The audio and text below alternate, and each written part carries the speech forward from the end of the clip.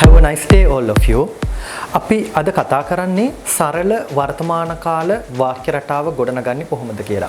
එහෙම නැත්නම් ඉංග්‍රීසි වලින් කියනවා නම් simple present tense වාක්‍ය රටාව sentence pattern එක. එතකොට අපි sentence pattern එකක් ඕනම භාෂාවකදී ඉගෙන ගන්නකොට අපි මූලිකවම අවධානය යොමු කරගත යුතු දේ තමයි how to use it and when to use it. මොන වෙලාවටද අපි ඒක පාවිච්චි කරන්නේ සහ කොහොමද අපි එය භාවිතා කරන්නේ කියන එක. ඒකෙදි අපිට තේරෙන්න ඕන how to use කොහොමද භාවිතා කරන්නේ when to use කොයි වෙලාවටද පාවිච්චි කරන්නේ කියන එක. එතකොට සාමාන්‍යයෙන් අපිට එදිනෙදා අපි කරන සිදු කරන දෙයක් ගැන සඳහන් කරන්න ඕන වෙනකොට උදාහරණයක් හැටියට අපි ගත්තොත් අපේ තියෙන habit එකක් පුරුද්දක්. එහෙම නැත්නම් අපි කරන repeated action එකක්. නැවත නැවත අපි කරන action එකක් අපි ප්‍රකාශයටපත් කරන්න we use simple present tense. එතකොට අපි බලමු how to use simple present tense කියලා. simple present tense එකක අපි ගත්තට පස්සේ structure එක විය යුත්තේ subject plus verb plus object කියන එක. එතකොට මේ subject කියන්නේ වාක්‍යයක කර්තෘ කියන එක්කෙනා, එහෙම නැත්නම් මේ සියල්ලම කරන කෙනා. ඊළඟට verb කියලා කියන්නේ ක්‍රියාපදය, ඊළඟට object කියලා කියන්නේ කර්මපදය. එතකොට අපිට තේරෙන්න ඕන මේ ඉංග්‍රීසි භාෂාවේ verb එකක් ගත්තට පස්සේ, එහෙම නැත්නම් අපි කිව්වොත් ක්‍රියාපදයක් ගත්තට පස්සේ මේ ක්‍රියාපදය තමයි විශේෂ සුවිශේෂී ස්ථානයක් ගන්නෙ. ඒ කියන්නේ ක්‍රියාපදයක් අපිට පුළුවන්කම තියෙනවා අවස්ථා 6කට වෙනස් කිරීමට ලක් කරන්න. එතකොට අපි වර්තමාන කාලයේ simple present tense ගත්තට පස්සේ අපිට මූලික වශයෙන්ම අවශ්‍ය වෙනවා ක්‍රියාපදයේ තියෙන මූලික ස්වරූප දෙක, singular and plural කියන verb forms දෙක. ඒක වචන ස්වරූපය සහ බහුවචන ස්වරූපය. එතකොට අපි කිව්ව simple present tense වල subject plus verb plus object කියලා. එතකොට අපි දන්නවා අපි වාක්‍ය කරන ඒක වචන කට්ටියක් ඉන්නවා, බහුවචන ස්වරූපයක් තියෙනවා. singular සහ plural කියන. එතකොට එක්කෙනෙක් කරොත් අපි ක්‍රියාපදය තියන්නේ singular විදියට, plural විදියට බහුවචන නාමපදයක්, බහුවචන කර්තෘපදයක් තිබුණොත් අපි ක්‍රියාපදයේ බහුවචන ස්වරූපයෙන් තියෙනවා. එතකොට මොනවද මේ ඒකවචන ක්‍රියාපද සහ බහුවචන ක්‍රියාපද කියලා කියන්නේ?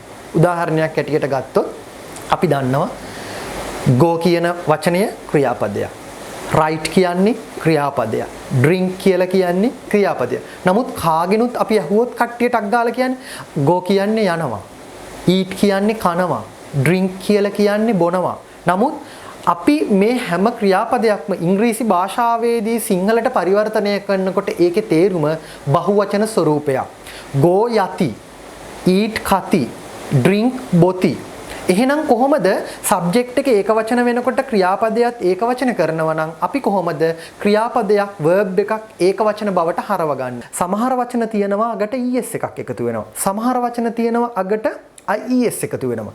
එතකොට උදාහරණයක් හැටියට අපි ගත්තොත් o කියන එකකින් අවසන් වුණොත් go කියන වචනය ඒකෙදි අපි අවසානයට එකතු කරන්නේ s නෙවෙයි es.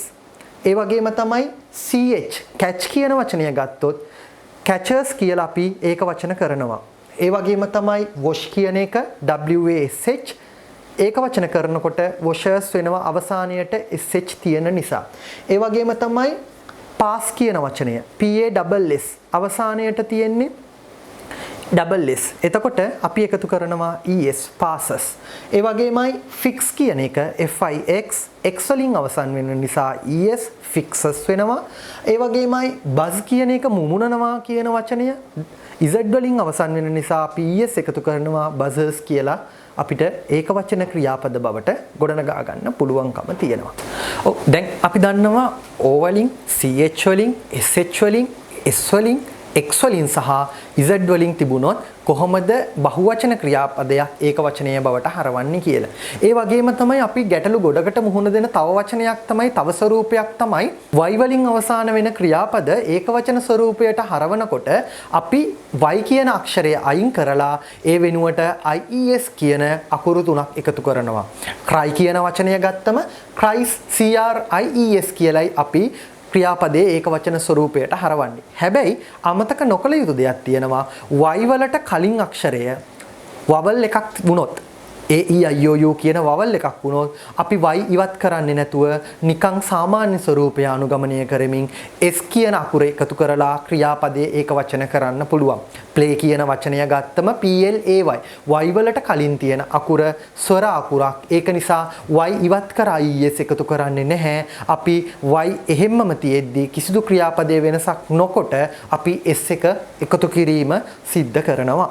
එතකොට දැන් ඔයාලට තේරෙනවා කොහොමද ක්‍රියාපදයක් ඒකවචන ස්වරූපයට හරවන්නේ කියලා. එතකොට අපිට පුළුවන්කම තියෙනවා අපි කලින් ඉගෙන ගත්තපු subject plus verb plus object කියන එකේදී ක්‍රියාපදය තියන්න ඕන subject එකට අනුව. හැබැයි ඉංග්‍රීසි භාෂාවේ සුවිශේෂීම දෙයක් තියෙනවා I සහ you කියන දෙයක්. ඒ කියන්නේ I කියන මම සහ you කියන ඔබ අපිට බැලු බැලමට තේරෙනවා ඒක එක්කෙනෙක් කියලා. හැබැයි ඉංග්‍රීසි භාෂාවේදී මම කියන එක සහ you කියන ඔබ කියන වචන දෙකම pronouns දෙකම බහුවචන ස්වරූප විදියට තමයි අපි සලකන්න ඕන. ඒක නිසා අපි කොයිම අවස්ථාවකවත් අමතක කරන්න එපා I සහ you කියන pronouns දෙකත් එක්ක අපි ක්‍රියාපදයක් දානකොට ක්‍රියාපදයක් තියනකොට අපි verb එක බහුවචන ස්වරූපයෙන් තිබිය යුතුමයි. එහෙමනම් අපි බලමු කොහොමද simple present tense වාක්‍ය ගොඩනගා ගන්න කියලා. අපි දැනටමත් දන්නවා subject එක ඒකවචන නම් ක්‍රියාපදයේ ඒකවචන කරන්න ඕන verb object එකක් අපිට කැමති විදියකට තියාගන්න පුළුවන්. උදාහරණයක් හැටියට අපි ගත්තොත් පුරුද්දක් වශයෙන් අපි habit එකක් වශයෙන් කරන දෙයක් දත් මදිනවා. එතකොට මම දත් මදිනවා I brush my teeth කියලයි අපි දාන්නේ.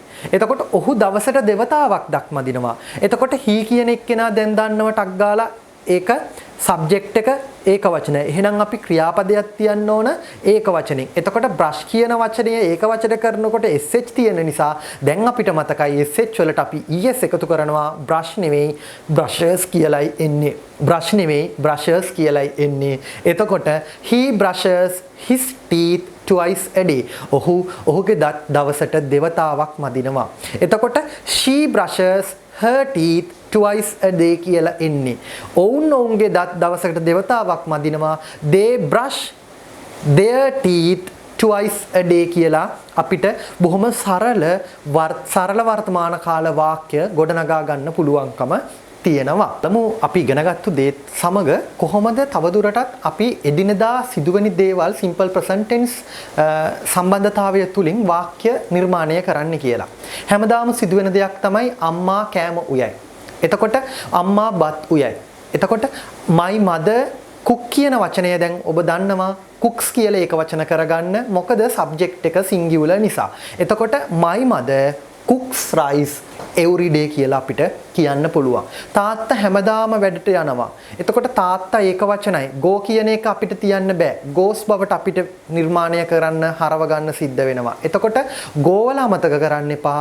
o වලින් අවසන් වෙන නිසා අපි es බවට අපිට ක්‍රියාපදයේ ඒක වචන කරගන්න වෙනවා. father goes to work every day. තාත්තා හැමදාම දිනපතා වැඩට යනවා කියන එක අපිට ගන්න පුළුවන්කම තියෙනවා. ඒ වගේම තමයි ගුරුවරයා උගන්වයි. The teacher teaches us. අපිට උගන්වයි. The teacher teaches English for us. අපිට ගුරුවරයා ඉංග්‍රීසි උගන්වයි. The teacher ඒක වචනයි. teach වල ක්‍රියාපදය TEACH අවසන් වෙන්නේ CH වලින්. එතකොට ES එකක් එකතු වෙනවා. The teacher teaches English for us කියලා අපිට වාක්‍ය හදාගන්න ගොඩනගන්න පුළුවන්කම තියෙනවා. අද උදාහරණ කීපයක්ම බැලුවා. එතකොට ඔබටත් තියෙන්නේ මේක වීඩියෝ එක බලලා විතරක් නෙමෙයි පල්ලෙහා කමෙන්ට් බොක්ස් එකේ ඔයාලා කමෙන්ට්ස් දාන්න.